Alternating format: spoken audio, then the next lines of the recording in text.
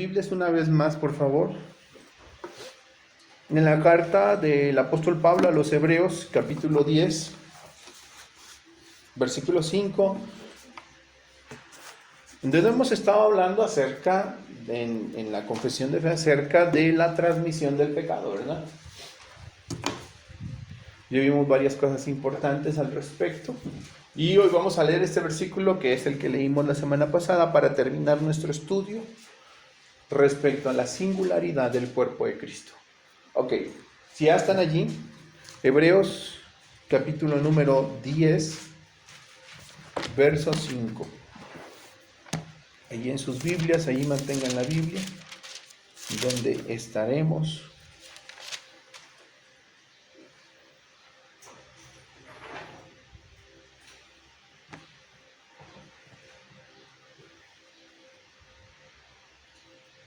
Ok, dice así la palabra del Señor: por lo cual, entrando en el mundo, dice, sacrificio y ofrenda no quisiste, me preparaste me preparaste cuerpo, ¿verdad?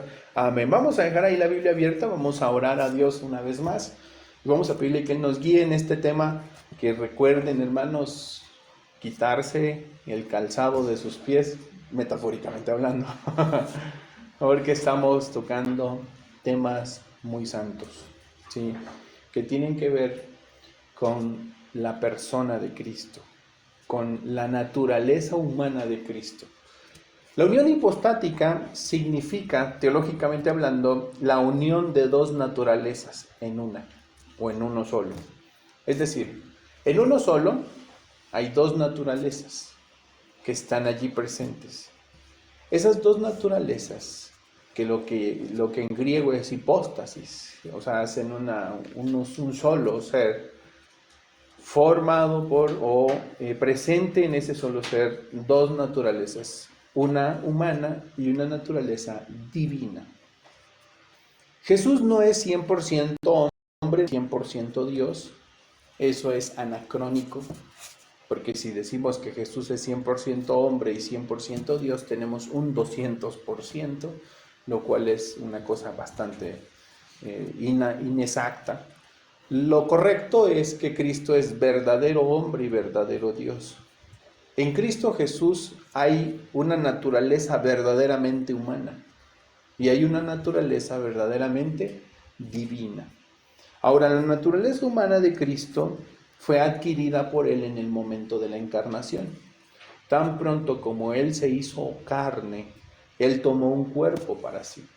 El apóstol Pablo, citando a los Salmos y refiriéndose a la persona de Cristo, dice que Cristo, cuando entró a este mundo, declaró diciendo, ahí en el versículo 5, no quieres sacrificio y ofrenda, pero me has dado un cuerpo, me preparaste un cuerpo. Él está reconociendo que al ingresar a este mundo, al encarnarse como un hombre, fue necesario un cuerpo preparado por Dios de manera especial o de manera singular. Ahora, sobre esto era importante tenerlo en cuenta porque sobre esto estuvimos hablando a lo largo de las semanas pasadas acerca de cómo se transmite el pecado de Adán a los hombres. El pecado de Adán se transmite de tres maneras, lo vimos. Recuerden, primero hay una transmisión o hay una unión legal. ¿Cómo llamamos a esta unión legal? Federalismo. Adán era el representante de toda la humanidad en el Edén y cuando él peca contra Dios, todos pecamos. Al menos eso es lo que el apóstol Pablo enseña en sus cartas, particularmente en la carta a los Romanos, que en Adán todos mueren. Tan pronto como Adán se rebela contra su Creador, toda la humanidad queda devastada por el pecado de su padre Adán. Así que había un vínculo legal que nos une con Adán y que nos hace culpables. Toda la raza humana desde los días de Adán son culpables y como culpables merecen el castigo y el juicio, merecen la condena y la condena de los culpables es justa a los ojos de Dios. Dios no es injusto al mandar a las personas al infierno, hermanos. Es justo porque ellos son culpables y son culpables ¿por qué? Por representación primeramente. por representación. Pero no solo eso, sino además vimos y empezamos a estudiar las semanas anteriores que además de esto, Adán no solamente nos hereda la culpa, sino que también nos hereda las repercusiones del pecado en un cuerpo caído, en un cuerpo corrompido ya por el pecado. Tanto es así que tan pronto como Adán pecó, comenzó a morir. Su cuerpo comenzó a morir. Los estragos del pecado comenzaron a mostrarse en su cuerpo y en el cuerpo de todos sus hijos y sus descendientes hasta nuestros días. De ahí que podemos explicar el por qué nuestro cuerpo es débil, por qué nuestro cuerpo enferma, por qué nuestro cuerpo termina muriendo y termina volviendo al polvo de donde fue tomado. ¿Por qué termina en esta misma condición en la que terminó Adán? Porque es el cuerpo que nos heredó nuestro padre Adán. A esto nosotros le llamamos, según nuestra confesión, generación ordinaria y una transmisión de este cuerpo corrupto por medio de generación ordinaria, ¿verdad? Ya lo vimos hace unas semanas. Pero no solo esto, sino que además también de la culpa heredada y de un cuerpo corrupto, Adán también heredó una naturaleza espiritual corrompida, o moral, espiritualmente hablando, corrompida. De manera que nosotros no solamente somos pecadores por causa de una representación legal, no solamente somos pecadores que vemos ese pecado en nuestros cuerpos débiles que se destruyen cada día que pasa y que vemos las huellas del pecado en nuestro cuerpo, sino que además nuestra alma está corrompida por el pecado. Todos los afectos del alma, los deseos, los pensamientos y la voluntad están completamente corrompidas. Todo nuestro ser espiritual, esta parte inmaterial que nos conforma, está corrompida por el pecado. Y esto vimos que es algo que también nos transmitió nuestro padre Adán y que los padres transmiten a sus hijos de la misma manera. ¿Sí? ¿A esto cómo se llama? Traducianismo, ¿verdad? Traducianismo. Ahora, estamos de acuerdo. Al menos es lo que hemos visto en la Biblia. Pero ¿qué hay con Jesús? ¿Por qué Jesús se hizo hombre? La primera de las preguntas que nos hacíamos es, si Jesús se hizo hombre, ¿heredó el pecado original de Adán? La respuesta es no. ¿Y cuáles son las evidencias bíblicas que nosotros vemos del por qué Jesús es, aunque es un hombre, es singular? O sea, es distinto, es excepcional a los hombres comunes y corrientes o a los hombres ordinarios. ¿Por qué Cristo es un hombre extraordinario? Hablando, recuerden, de su naturaleza humana. Estamos hablando de su naturaleza humana. ¿Por qué en su naturaleza humana Cristo Jesús es extraordinario? Bueno, la semana pasada vimos esto, ¿verdad? Vimos acerca de la singularidad de Cristo. Vimos que porque una de las cosas que la Biblia declara es que el cuerpo de Cristo no era, por lo menos, semejante a nosotros en el sentido de que el nuestro procede de una generación corrupta y ordinaria, ¿verdad? De nuestros propios padres, sino que en este caso el cuerpo de Jesús era distinto porque fue especialmente preparado por Dios para convertirse en el sacrificio perfecto. Así que entonces el cuerpo de Cristo no fue el producto de la generación humana natural que, por supuesto, transmite pecado. Hay una diferencia enorme entre el cuerpo de Cristo, entre el ser y la persona humana de Cristo y nosotros. Eso lo vimos hace 8 días. También vimos que además en la Biblia se dice que es el varón el que engendra hijos. Si hay alguien que transmite el pecado a sus generaciones, en la Biblia es el varón, siempre es el varón, ¿verdad? Es el responsable de engendrar a los hijos, pero no solamente esto, sino también el responsable de llevar y transmitir el pecado es el varón. Y vimos muchos casos bíblicos, como por ahí en Génesis 4:18, donde se nos dice que a Enoc le nació Irad, y a Irad engendró a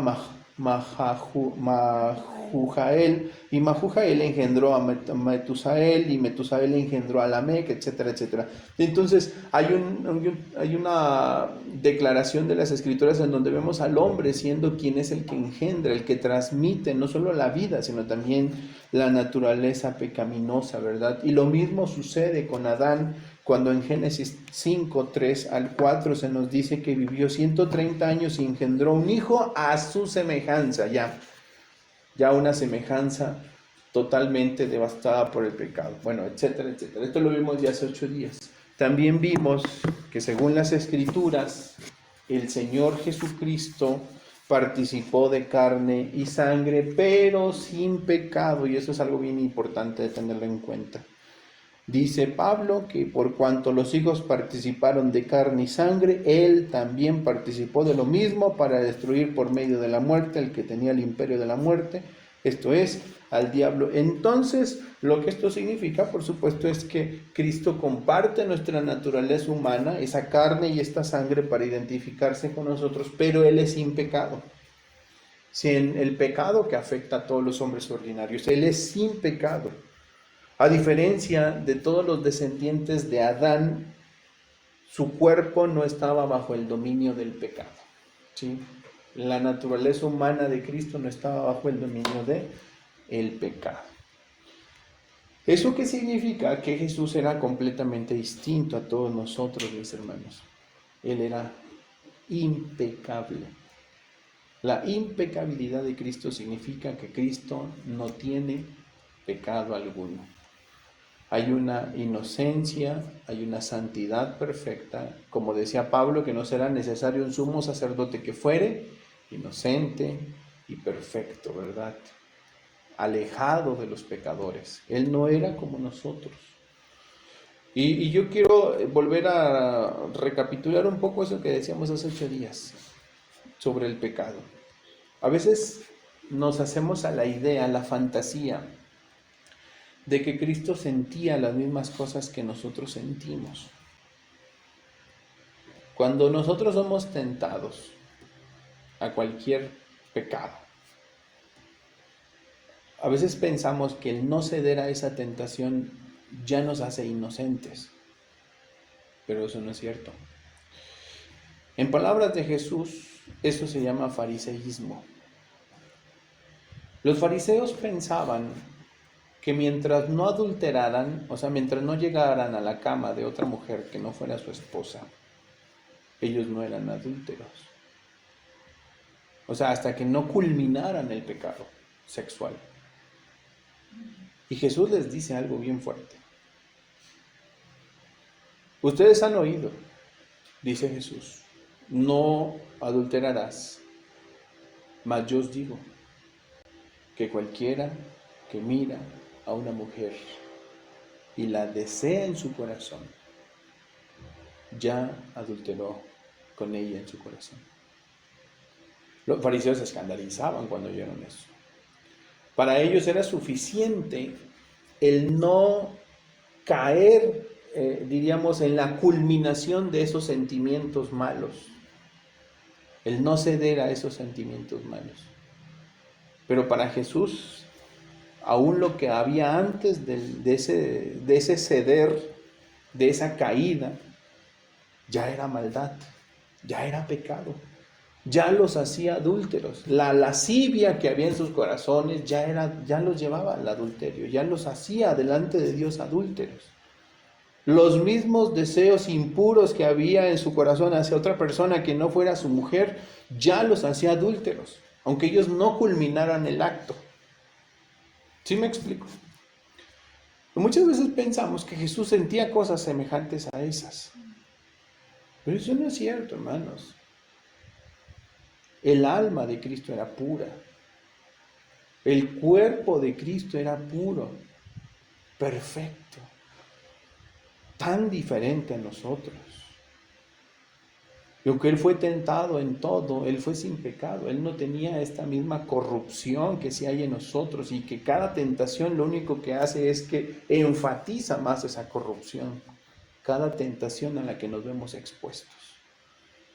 Y que por cierto, No pensemos que solamente el ceder a la tentación es maldad, también todo lo que hay, porque eso demuestra que aún hay mucha corrupción en nuestra alma, en nuestro corazón, en nuestros pensamientos, que nuestros deseos todavía están constantemente volviendo a desear lo que Dios prohíbe, alzándose contra Dios. Entonces Jesús es completamente distinto a nosotros.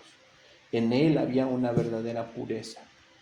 En Él sus palabras eran verdaderamente puras. Las manifestaciones externas de sus emociones y de sus sentimientos eran verdaderamente puros. Cuando Él lloró, hermanos, Él lloró con un corazón verdaderamente puro, no como nosotros, que lloramos egoístamente, porque ya no vamos a tener lo que era nuestro. Como la gente cuando llora por un ser querido, y por mucho que disfracen ese llanto de amor, no es más que egoísmo en buena parte de las personas. Ese egoísmo que clama reclamando porque ese fue lo que era mío, aquello que yo debo de tener. ¿Por qué tuvo que morirse esa persona que tiene que estar conmigo, que yo merezco que esté conmigo? No es más que una manifestación de egoísmo. Pero cuando Cristo Jesús lloró, no lloró así. Él lloró verdaderamente con pureza, con santidad, con amor puro, con amor genuino, cuando lloró por su amigo, por su familia. Cuando lloró por Jerusalén, lloró de la misma forma. Cuando Él clamó y dijo: Jerusalén, Jerusalén, que matas a tus profetas. ¿Cuántas veces quise juntarte como la gallina junta sus polluelos y no quisisteis? Y sus lágrimas nacían de un verdadero corazón puro y perfecto. Sus palabras eran puras, sus deseos eran puros, sus sentimientos eran puros. Cuando Él les dijo a sus discípulos: nadie tiene más amor que este, que el que uno dé la vida por sus amigos, y ustedes son mis amigos. Eran palabras puras, genuinas, no como las nuestras, como seres humanos que llamamos amigo a medio mundo, y la verdad es que dejamos mucho que desear.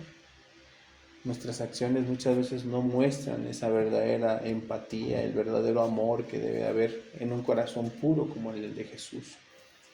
Sí me explico. O sea, no hay comparación, hermanos. No hay comparación con nuestro Señor Jesucristo. Hay personas que llegan en esa misma línea de pensamiento corrupta, que piensan que Jesús sentía los mismos sentimientos pecaminosos que ellos sienten. Llegan cuando caen en la tentación, llegan y dicen: bueno, pues al final Dios me entiende, ¿no? No, no es así. Sí, hermano. Puede ser que al decir que nos entiende es que Él nos conoce porque Él nos creó, no necesariamente porque haya sentido exactamente lo mismo. Ajá. Puede ser. Sí, aunque mucha gente no lo piensa así. Realmente sí piensa que, bueno, pues Dios sabe lo que es esa atracción prohibida y pues, no, o sea, sí me entienden, o sea, tratan de justificarse. Tal vez lo entienden que es pecado, pero no porque lo haya sentido. Sí, lamentablemente, exactamente, mucha gente tristemente sí llegan a creer que Jesús de alguna manera, por su estado de humanidad, Él sentía las mismas bajas pasiones que nosotros sentimos, y hermanos, eso no es cierto, de ninguna forma. Cuando entendemos esa comprensión divina, no es porque Él comprenda nuestros sentimientos perversos, sino que Él, como dice el salmista, se acuerda que somos polvo, ¿sí? Se acuerda que nuestra corrupción aún es grande y se compadece de la miseria que hay en nosotros, ¿sí? Se compadece de la corrupción que nos devora cada día. Entonces, sí, efectivamente. Entonces, veíamos también hace 8 días el por qué entonces en Génesis 3:15 se hablaba de la simiente de la mujer refiriéndose a Cristo. ¿Por qué era la simiente de la mujer, Dulce? ¿Por qué la profecía mesiánica decía Pondré enemistad entre ti y la mujer, entre tu simiente y la suya. Esta te herirá en la cabeza y tú le herirás en el calcañar. Porque el Señor juzga por de generación ordinaria como nosotros, el Señor tiene un padre varón, sino que fue concebido por el Espíritu Santo, solamente nació fue el instrumento que usó para que pudiera pues, venir el Señor al mundo. Claro, entre otras cosas, esta expresión declara también, ¿no?, que Jesús no tendría esta unión con ese varón que es Adán, no habría esta unión o este vínculo, y por supuesto esto no permitiría que él heredara la corrupción de Adán. Él era la simiente de la mujer, él no fue simiente de hombre en ese sentido, no fue engendrado por Adán, vaya, ¿sí me explico? Y hay un pasaje, aquí nos quedamos creo hace 8 días, si no mal recuerdo, hasta aquí llegamos, pero vamos hoy a terminar esta segunda parte de este estudio con lo siguiente. Camila, ayúdanos, hija, por favor. Isaías 7, versículo 14, declara algo interesante. Ahora, ojo, las palabras de Isaías debemos de verlas en su justo contexto, pero ahorita lo explicaremos. Así que ayúdanos, por favor, a leer lo que dice ahí, por favor. Isaías 7, 14. Por tanto, el Señor mismo os dará señal. He aquí que la Virgen concebirá y dará a luz un hijo y llamará su nombre Emmanuel. Ok. Según esto, hay una profecía interesante en este pasaje, ¿verdad? Versículo 14. El Señor mismo les dará una señal. La joven, la Virgen, concebirá y dará a luz un hijo, y le pondrás por nombre Emmanuel. Un pasaje que por supuesto leemos y a primera vista, ¿qué decimos? ¿De quién trata este pasaje? De Cristo, de Jesús, ¿verdad? Ahora, en el contexto en el que se escribe esto, no era necesariamente así. Cuando Isaías escribe esto, había un conflicto, había una unión política sirio-efraínita entre los sirios y los efraínitas, que estaban buscando derrocar a Judá en los días de Isaías, o particularmente en los días del rey Acaz, rey de Judá. El rey está preocupado porque su hermano Efraín se ha unido a los sirios y ahora van a destruir Jerusalén. Él está muy preocupado. Entonces, la función del profeta era recordarle al rey siempre lo que Dios decía en su ley. Que por cierto, ese era el trabajo oficial de un profeta. Un profeta no era alguien que anunciaba oráculos futuros al estilo de los oráculos egipcios o babilónicos. El trabajo del profeta era anunciarles la palabra de Dios. Él les recordaba lo que decía la ley. Él les decía, mira, la ley dice esto, y si haces esto va a pasar esto. O sea, él los advertía, los amonestaba desde la ley divina. Entonces, en aquel momento, aunque no estaban exentos de anunciar cosas que seguramente muchos de ellos ni siquiera entendían para aquel entonces, pero que el profeta anunciaba constantemente. Por ejemplo, uno de estos casos es el siguiente, ¿verdad? Donde entonces el Señor le dice a Acaz, versículo 10, ahí del capítulo 7, dice, y el Señor le habló también a Acaz y le dijo, pídele al Señor tu Dios una señal, pídesela de las profundidades de la tierra o de las alturas de los cielos. Y Acaz respondió, no pediré nada, no pondré a prueba al Señor. Ahora parecen muy piadosas las palabras del rey. Isaías va con Acaz y le dice, mira, el Señor te va a sostener. Y pídele una señal a Dios para que Él te demuestre con esa señal que efectivamente Él te va a cuidar, Él va a guardar a los judíos. Acaz dice, yo no le voy a pedir nada a Dios. No quiero poner a prueba a Dios. Pero Dios era el que había enviado al profeta a decirle que me pida señal. Y entonces, allí es cuando Dios responde, bueno, pues aunque no me pidas señal, yo te voy a dar una señal. O sea, tú no quieres una señal, yo te voy a dar una señal donde te demostraré que efectivamente tu pueblo no va a perecer, no va a caer en manos de los sirio-efraimitas. Señal de esto es la siguiente, versículo 14, ahí donde estamos. Pues ahora el Señor mismo les dará una señal. La Virgen concebirá y dará a luz un hijo, y llamará su nombre Emmanuel. ¿Qué significa? Dios con nosotros. ¿Quién era ese Emmanuel? Nosotros decimos que Jesús. En los días de Isaías, ni idea de que era Jesús. De hecho, lo más probable es que haya sido el tercer hijo de Isaías, ese Emmanuel. Él tenía 2 hijos que tenían ya nombres proféticos, nombres raros, muy extraños, que nombró a sus hijos, y sus nombres, por supuesto, servían como profecía para los judíos. Los nombres de sus 2 primeros hijos. La esposa de Isaías es llamada la profetisa. No se dice más de ella, más que la profetisa. Entonces viene Dios y le dice, mira, ¿sabes qué? La señal que yo te daré es la siguiente. La joven concebirá y dará a luz un hijo y llamará su nombre Emmanuel, para demostrarle al rey que Dios estaría con ellos. Entonces, Emmanuel, ¿quién era? Probablemente el tercer hijo de Isaías. O probablemente el primogénito de Acaz, el hijo que tendría con esa virgen con la que estaba casado, con la que se uniría y tendría un hijo. Un niño iba a ser la señal, como quiera que sea. Haya sido el hijo de Acaz, haya sido el hijo del tercer hijo de Isaías, no lo sabemos, pero iba a ser un niño, ¿sí? Pero lo interesante es que en los evangelios el Espíritu Santo toma estas palabras del profeta Isaías y las aplica a Jesús. Y cuando las aplica a Jesús sucede algo completamente extraordinario.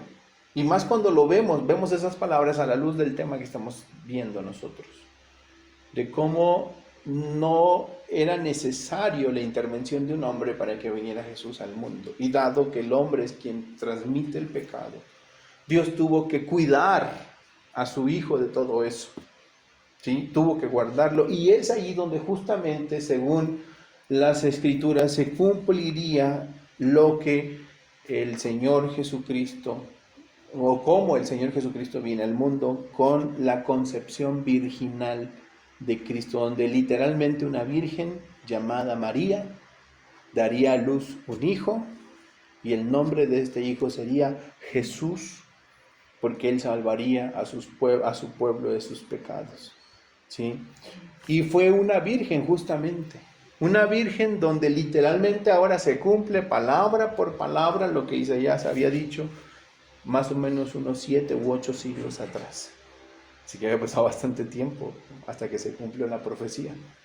Y es entonces cuando el Señor Jesucristo viene, según los evangelios, por una concepción virginal que fue la señal milagrosa de este origen divino de Jesús, por supuesto. Eso significa, entre otras cosas, cuando nosotros vemos el nacimiento de Cristo en los evangelios, es excepcional, porque no hay un hombre que interviene en el nacimiento de Cristo. Es una virgen trayendo a luz un niño. ¿Cómo puede ser esto posible, humanamente hablando? Díganme, ¿es posible? Otros podríamos hablar que la inseminación in vitro no tiene nada que ver eso.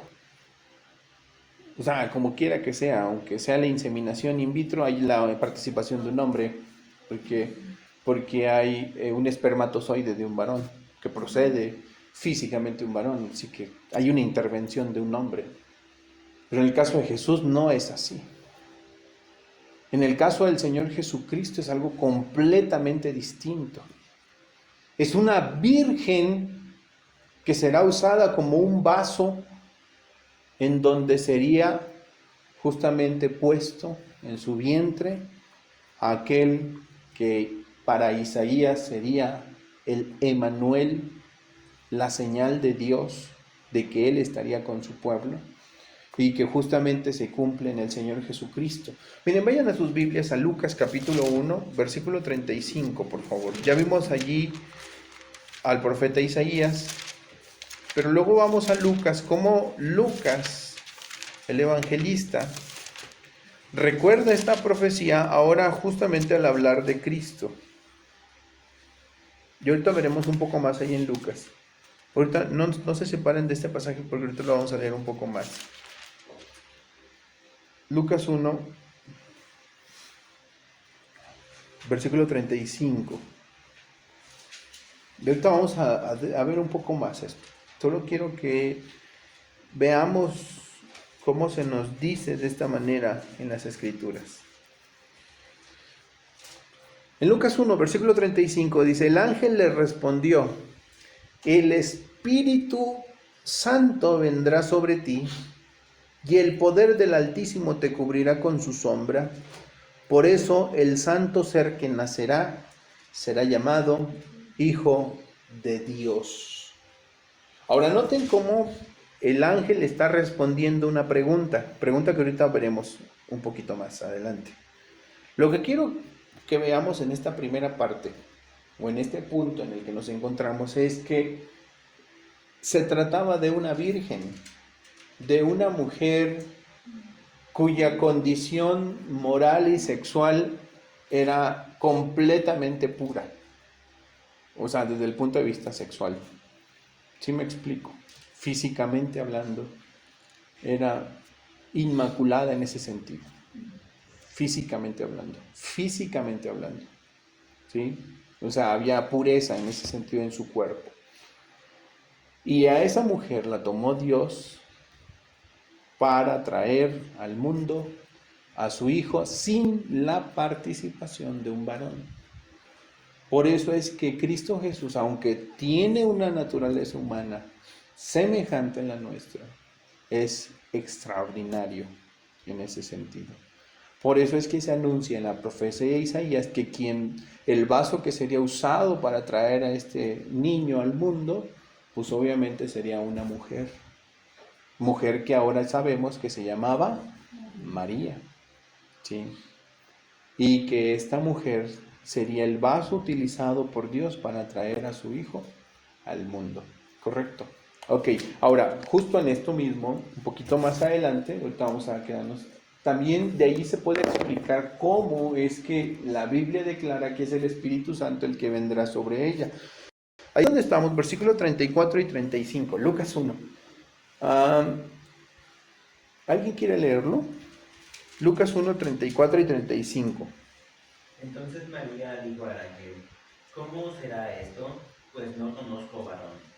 Respondiendo el ángel le dijo: el Espíritu Santo vendrá sobre ti, y el poder del Altísimo te cubrirá con su sombra, por lo cual también el santo ser que nacerá será llamado Hijo de Dios.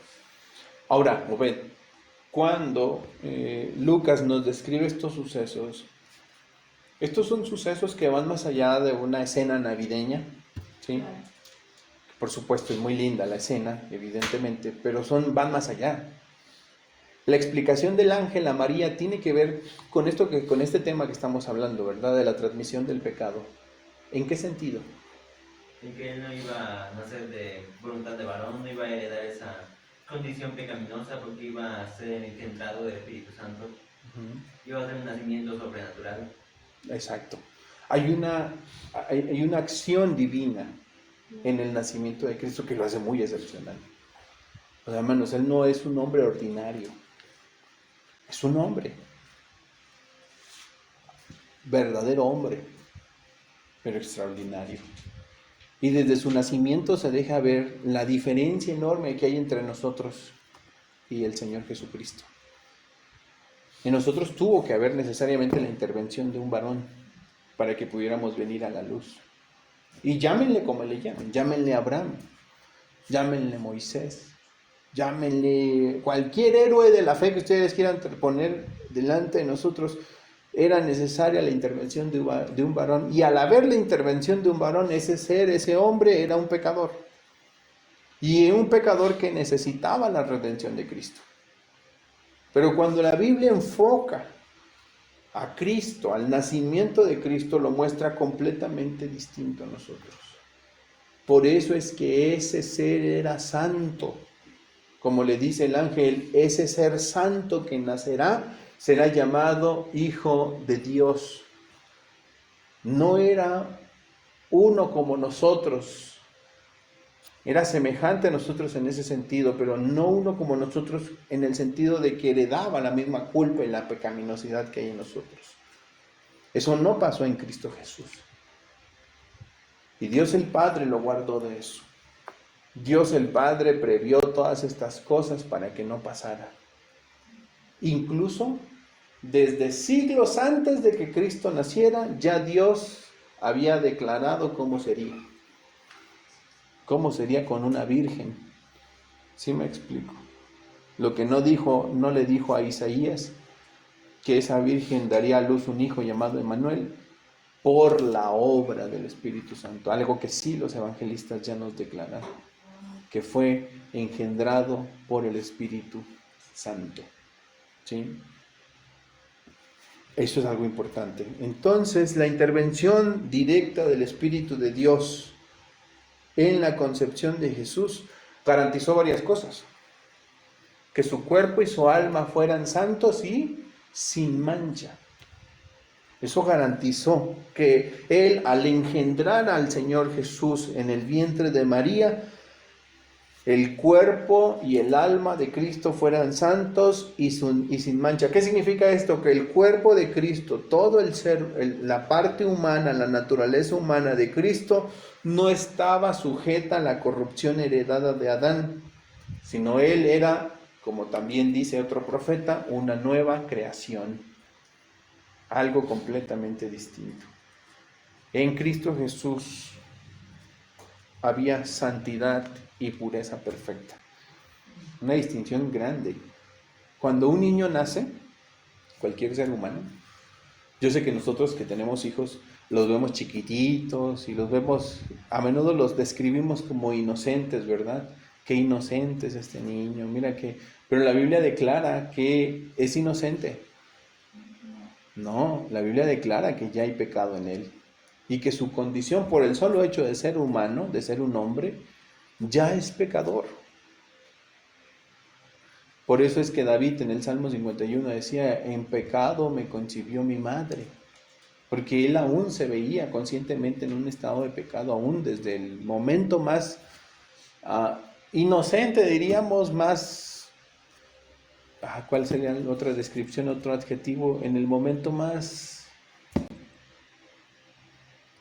puro, diríamos, de su ser, Indefenso. más indefenso de su ser, él ya se veía pecador. Y sin embargo, pues muchas veces al ver nosotros a un pequeño, a menudo pensamos que él es inocente y que por tanto, hasta que no peque, entonces él va a necesitar a Cristo. No, él ya necesita a Cristo. Él necesita a Cristo Jesús. Todos los seres humanos necesitan a Cristo Jesús indefectiblemente. Y cuando Él peque, lo único que va a demostrar es que lo que dice la Escritura era cierto, que Él era un pecador.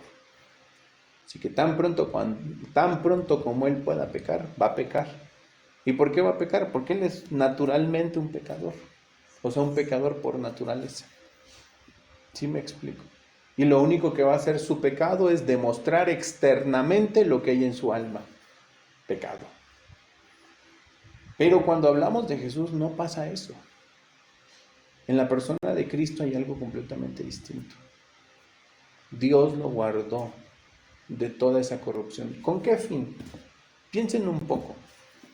¿Con qué propósito tenía que ser Cristo, aunque tenía que ser un hombre, era necesario que fuera un hombre? ¿Por qué era necesario que fuera puro y sin mancha?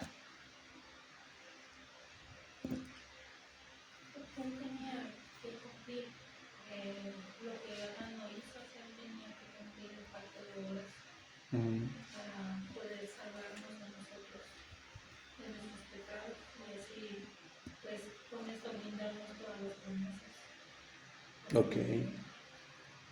Y cuando te refieres a cumplir, te refieres a la obediencia perfecta.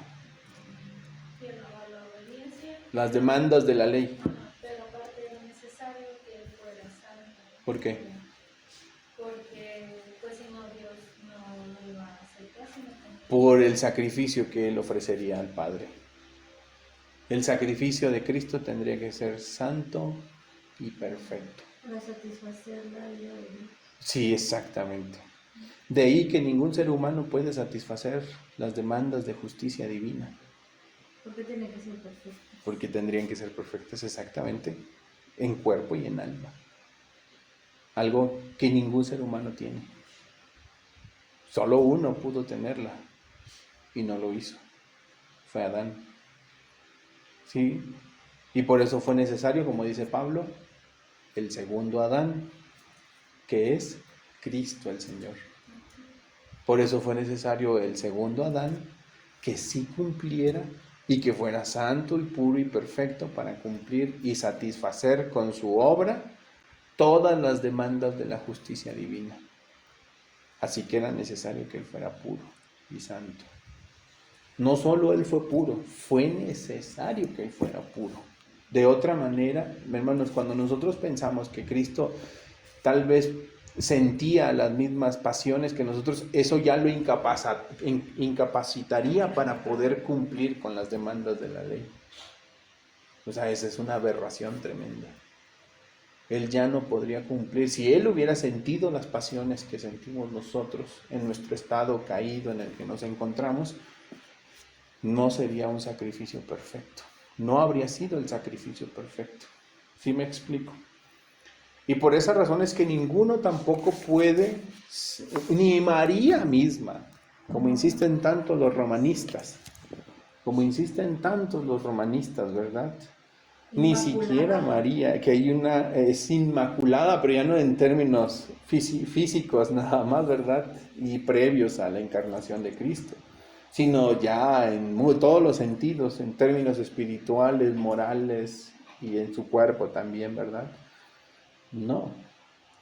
O sea, ella misma se reconoce pecadora en los evangelios. Ella misma se reconoce necesitada de salvación. Por eso es que le llama a Dios su Salvador en los evangelios. Es que al ser una hija de Adán, pues obviamente también había esta necesidad, ¿verdad? Solamente Cristo es el único excepcional en el mundo. Por eso es que también Pablo dice que hay un solo mediador entre Dios y los hombres. Y ese mediador es Jesucristo, hombre. O en palabras de Pedro, hay un solo nombre dado a los hombres en quien puedan ser salvos. Y ese nombre es Cristo, es Jesús. No hay otro nombre, hermanos. Puede ser que haya mucha gente, muchos ejemplos de gente piadosa y de muchos mártires que han dado su vida por Dios, pues qué bueno. Pero nada de eso los hace meritorios, ni su muerte, ni nada los hace meritorios. Es más, por muy esforzado que haya sido el esfuerzo de mucha gente o el sacrificio de muchas personas por Dios, Pablo incluso hace esta ironía, este sarcasmo en su carta a los Corintios, en el capítulo 13, dice, si yo diera mi cuerpo para ser quemado, irónicamente, puede ser que satisfaga a muchos curiosos, pero si Dios sabe que no hay amor en mí, ¿qué dice? Pues es una ironía, porque de nada sirve. ¿Sí me explico? O sea, aún por mucho que uno pueda ver a alguien sacrificándose por Dios, entregando algo por Dios, uno dice, ay, esa persona es bien consagradísima. Bueno, está bien, pero no lo hace digno de Dios. No es digno de Dios. Entonces, ¿cómo alguien puede ser digno de Dios por Cristo? Solo si está en Cristo. Solo si Cristo le ha imputado de su justicia y de su santidad puede ser digno de Dios.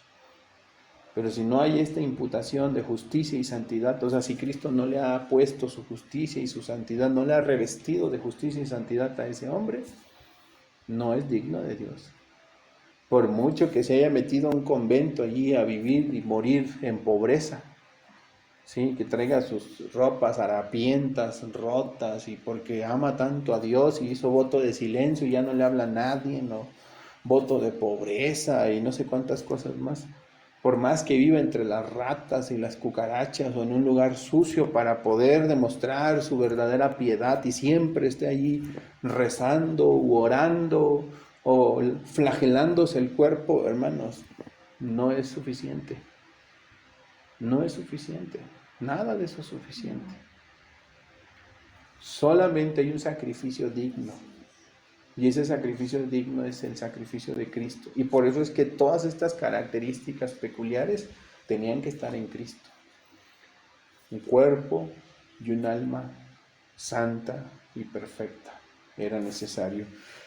Y esto es algo que, como vemos, el Espíritu de Dios logró.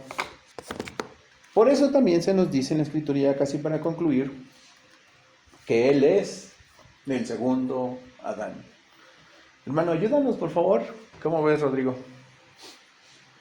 Así también está escrito, fue hecho el primer hombre de Adán, alma viviente. El postrer Adán, espíritu vivificante, pero lo espiritual no es lo primero, sino lo animal, luego lo espiritual. El primer hombre es de la tierra terrenal, el segundo hombre, que es el Señor, es del cielo. Gracias, hermano. Ahora, aunque Él es el segundo Adán, pregunta, ¿Él era igual a Adán? No al Adán pecador, no al Adán rebelde, al Adán que vivió antes en el Edén, en comunión con Dios. No, porque Adán podía pecar o no pecar. Ajá. Entonces no podía ser igual. Ok, porque además Pablo, ¿qué más nos añade? El primer hombre Adán, alma viviente, el posterior Adán, espíritu vivificante. ¿Y qué más? ¿Qué más Pero dice? lo espiritual no es primero, sino lo animal. O sea que eso se lo dice a Adán. Ajá, exacto. Luego lo espiritual. El primer hombre es de la tierra terrenal, el segundo hombre que es el Señor es del cielo. O sea que aunque era el segundo Adán, Él es el Señor. O sea, es una diferencia enorme. Adán no es el Señor. Adán era un hombre terrenal. Que Cristo vino y se hizo el segundo Adán para cumplir con todas las demandas y todo lo que decían por ahí ahorita. Sí, es cierto. Y que tomó una naturaleza humana 100% hombre, como diríamos, ¿verdad? Verdaderamente hombre, pues entonces es cierto. Pero, Él es el Señor. Y por eso es que Él es más grande que Adán. En su carta a los Hebreos, Pablo contrasta, o como ahorita está haciendo este ejercicio de contraste o antítesis, en donde contrasta tanto a Adán como a Cristo, también lo hace en la carta a los Hebreos, en los primeros capítulos donde contrasta a Moisés con Cristo y luego a los ángeles con Cristo. Y la conclusión del apóstol Pablo es que ni los ángeles ni Moisés son como Cristo. Él es superior a todos ellos. Ni Abraham ni nadie se compara a Cristo, Él es incomparable. Pero Él es el segundo Adán. Pero aunque Él es el segundo Adán, Él es el Señor. Y el primer Adán, pues era terrenal. A diferencia de esto, pues nuestro Señor Jesucristo es el Señor. O sea, ¿qué significa? Él es Dios. Dios hecho hombre. De ahí que podemos explicar esta maravillosa doctrina de la encarnación. Los cristianos apreciamos y abrazamos esa doctrina preciosa de la encarnación de Cristo. Dios se hizo carne, como dice Juan 1:14, y al Verbo se hizo hombre y vimos su gloria como del unigénito del Padre, lleno de gracia y de verdad. Por eso es que el Verbo, que es el Señor, se hizo hombre para convertirse en el segundo Adán, pero muy distinto al primer Adán, porque Él es el Señor. ¿Sí? Entonces, aún con Adán, aún en ese estado de pureza en Adán y de perfección en la que Dios le hizo, es incomparable. Cristo es incomparable. Luego podríamos llegar, entonces él era como Adán. No, más sublime que Adán. Muy sublime Cristo. Ni siquiera ese hombre, ese primer hombre hecho por las manos de Dios, en quien Dios sopló su aliento de vida, perfectamente hecho, se compara a ese segundo Adán que es Cristo el Señor. No se compara, hermanos. Y eso es bien bonito para nosotros como cristianos, saber que aquel en quien confiamos, aquel que hizo la obra por nosotros, no es cualquier hombre, no es cualquier líder, no es cualquier personaje importante de la historia, no, hermanos. Él es el Señor, Él es Dios el Señor. Grande es el misterio de la piedad, declaraba Pablo, ¿se acuerdan? Una de las primeras cosas que era ese misterio de la piedad, ¿cuál es? Dios fue manifestado en carne. ¿Sí? O sea, es el Señor. Eso no se puede decir de Adán. De Adán se dice que Dios tomó polvo de la tierra y pues de eso hizo Adán. De eso se habla de Adán. Pero del Señor dice, Él es del cielo. Él bajó del cielo, hermanos, para convertirse en uno de nosotros. ¿Sí? Pero es incomparable nuestro Señor Jesucristo, así que Él es una nueva creación, en ese cuerpo, diríamos, es una nueva creación libre de la corrupción del primer Adán, y su cuerpo, aunque era humano, fue extraordinario, y por supuesto también diseñado para una nueva humanidad redimida. Vamos a concluir con un último pasaje, en Romanos 8, versículo 3. Romanos 8, verso 3. En nuestras Biblias con el que vamos a terminar este estudio. Hermana Erika, ¿nos podría ayudar, por favor? Sí, en semejanza de carne de pecado, porque lo que era imposible para la ley, por cuanto era débil por la carne, Dios, enviando a su Hijo en semejanza de carne de pecado, y a causa del pecado condenó al pecado en la carne. Amén. ¿Qué significa esto? Permítanme leerlo en esta versión. Dice así: porque Dios ha hecho lo que para la ley era imposible hacer. O sea, Dios ha hecho lo que para la ley era imposible hacer. Debido a que era débil por su naturaleza pecaminosa, por causa del pecado, envió a su Hijo en una condición semejante a la de un hombre pecador, y de esta manera condenó al pecado en la carne. Dios dice, por causa del pecado, envió a su Hijo en una condición semejante a la del hombre pecador. O sea, había una semejanza semejante a la del hombre pecador. O sea, no solo tenía que ser Dios, tenía que ser un Era necesario ser hombre por causa de la ley. Ser completa la reducción. Ajá, porque el primer pacto, ¿sobre quién recayó? Sobre un hombre. Y tenía que ser cumplido ¿por quién? Por un hombre. Y por eso Cristo vino en semejanza de ese hombre pecador. ¿Sí? Del hombre pecador. Cristo vino y con esa semejanza, dice Pablo, condenó al pecado en la carne. En esa semejanza, o sea, no solo su nacimiento, sino también su muerte tenía que ser así. ¿Sí? Su cuerpo tenía que morir para condenar al pecado. Cuando Jesús estuvo en la cruz del Calvario, las últimas palabras de Cristo Jesús, todos las sabemos, ¿verdad? Fueron las siguientes: consumado es.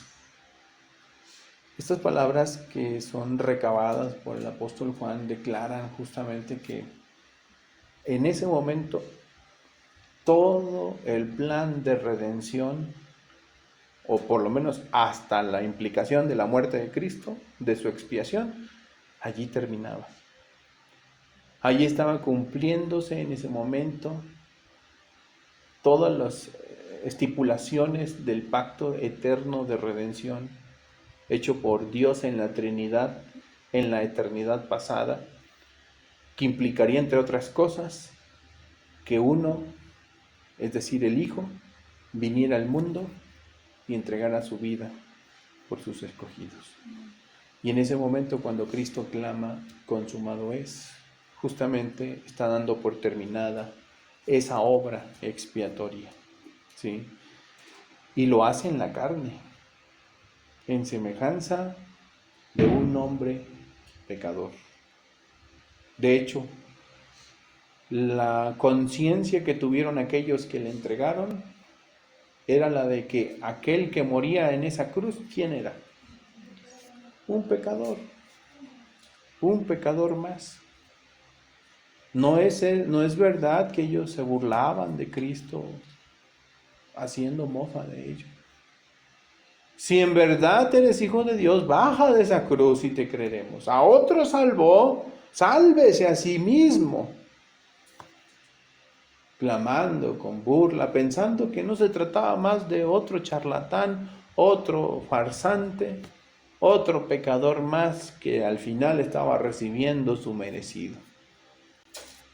Pero no dimensionaban que en ese cuerpo que tenía semejanza de hombre pecador, Cristo estaba condenando al pecado en la carne. Cristo estaba venciendo al pecado. ¿Cuál pecado? El pecado que esclaviza a sus escogidos. El pecado que impide que los hombres puedan recibir la redención y la salvación. Así que Él estaba venciendo todo ese pecado en su carne. Pero es interesante que lo hizo en semejanza de carne de pecado. No quiere decir que era un hombre pecador.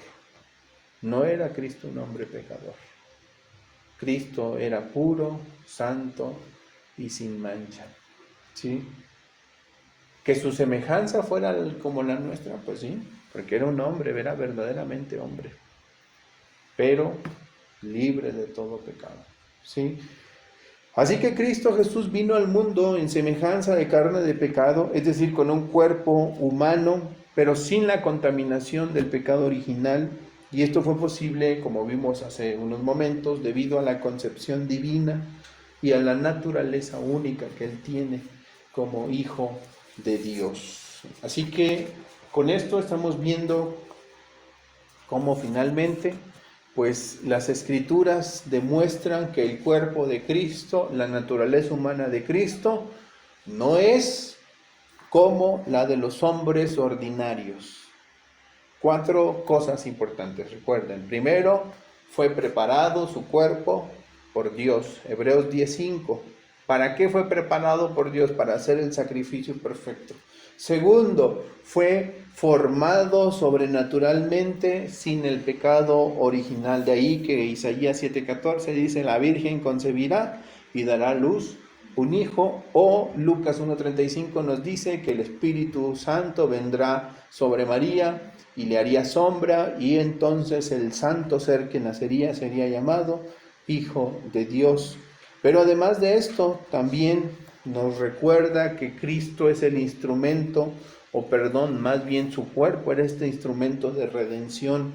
Por supuesto, como Hebreos también nos dice que era necesario un sacrificio que fuese perfecto, sin mancha, sin defecto. Y finalmente, también una nueva creación que inaugurara, mis hermanos, una nueva humanidad redimida. Nosotros nos encaminamos a esa nueva humanidad redimida. ¿Por qué decimos nueva humanidad? Porque en el cielo seremos extraterrestres o algo así. Nos convertiremos en marcianos o saturnianos o mercurianos. No. ¿Qué vamos a hacer en el cielo? Hombres, no piensen que vamos a hacer otra cosa. ¿A poco piensan que se van a convertir en ángeles? No, que luego no es cierto que eso es lo que la gente piensa. Sí, ahora tengo un ángel que me No, ¿qué vamos a hacer en el cielo? En la gloria eterna, en el reino eterno. Hombres, seres humanos, pero es una nueva humanidad, impecables, inmortales, incorruptibles. Ya no habrá más hambre, más dolor, más sufrimiento. Ya no habrá nada, no habrá memoria de las cosas primeras, porque las primeras cosas pasaron, porque Dios hace todas las cosas nuevas. Así que en esa nueva humanidad, esa nueva humanidad fue inaugurada por Cristo Jesús. Él es la primicia de la resurrección, ¿sí? De una resurrección que traerá consigo una nueva humanidad y perfecta humanidad, que solo servirá a Dios, que solo sabrá adorar a Dios, que vivirá en perfecta armonía y en perfecta adoración al santo y justo Dios, que tendrá vestiduras blancas y que clamará a Dios también junto con todos los seres celestes en esa gran familia de adoradores, diciendo: Santo, Santo, Santo, digno es el Cordero. Eso será finalmente la culminación, diríamos, de todo lo que Cristo Jesús hizo, de su encarnación, de su muerte, de su resurrección, de su exaltación. El poder tener una nueva humanidad perfecta, en donde entonces todos aquellos que participemos de esto, pues seremos libres de toda la corrupción que ahora nos perturba, que ahora nos detiene, nos estorba, nos impide a veces servir mejor a nuestro Dios. Allí sí, habremos olvidado todas las cosas primeras, ¿sí?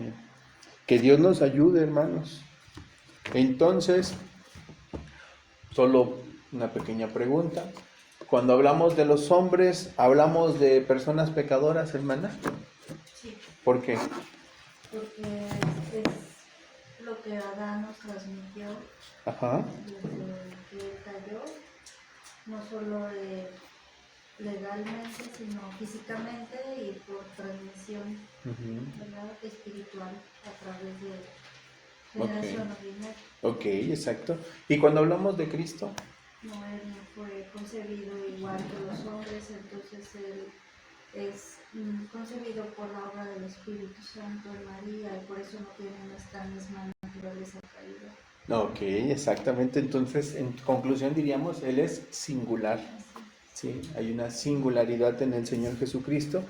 Es importante entender esto, hermanos, para entender su impecabilidad y también para entender la eficacia de su obra redentora. Jesucristo es el único hombre en quien no está presente la mancha del pecado original. Él es el único hombre en el que no está presente. ¿Y saben qué hace eso de Cristo?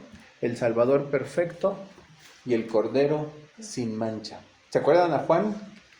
¿Quién es digno de abrir el rollo? Y dice: yo volteé y miré en el cielo y en la tierra y no hallé a nadie digno de tomar el rollo y de abrir sus sellos. Él estaba llorando, dice, porque no veía a nadie que era digno. Y de pronto, delante del gran trono de aquel que estaba sentado en el trono, apareció uno. ¿Quién? Un cordero como inmolado. El cordero es digno, dice, de abrir el rollo, de tomar el rollo y de abrir sus sellos. Solo Él es digno, hermanos, Cristo Jesús. Nadie más es digno. Nadie es más digno. Y la historia de la humanidad, tal como Apocalipsis la recuerda, ese rollo que Él abre y que va desatando todos los sucesos que pasan a lo largo del mundo y la historia humana, están en manos de Cristo el Señor. ¿Sí? Él es el único digno de tomar el rollo y abrir sus sellos. ¿Ok? Que no olvidemos jamás esto. Vamos a orar.